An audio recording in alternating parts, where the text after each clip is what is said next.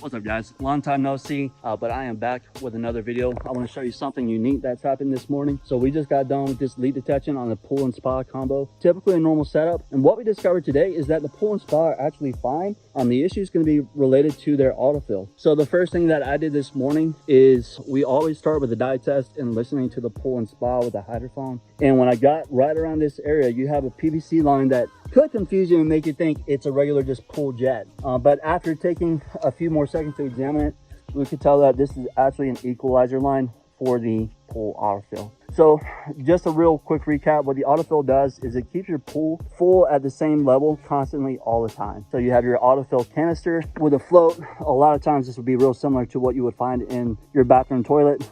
So if the water level in your pool would drop too far, this will kick in water and fill your pool back up. But this canister is typically going to be connected to an irrigation line. Then you have underneath the deck an equalizer line that connects the canister to your pool. So to figure out that the autofill and the equalizer line were actually the problem, we did a few things. First thing was we took one of our rubber pressure testing plugs, we put it in this autofill line, and what we noticed is within a minute this autofill canister was completely empty. Now this was fine, it would have stayed full of water. So once this drained empty, it was almost completely out of water. I dye tested and could see that dye was getting pulled into the equalizer line from this direction.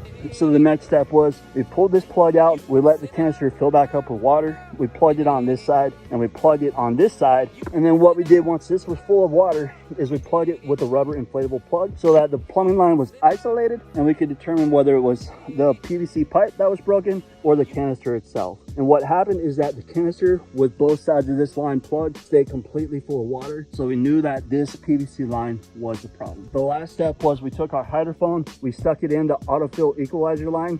I took the microphone back about a foot. I could hear the loudest spot. I went all the way back to the PVC to the autofill canister, and I could tell that this was about the loudest spot. So then the final step was we took our underwater flashlight, we took our little demo mirror, and we took a dye pen and we dye tested right here, and using all three of those things, I could see where there was a crack in this autofill line about 1 foot back pulling in dye. So just want to recap, sometimes if you're doing a leak detection or if your pool is leaking, sometimes it's not a problem with the concrete or the plumbing lines, but you got to pay attention to the autofill. A real simple solution is to plug it right here and this pool will stop leaking.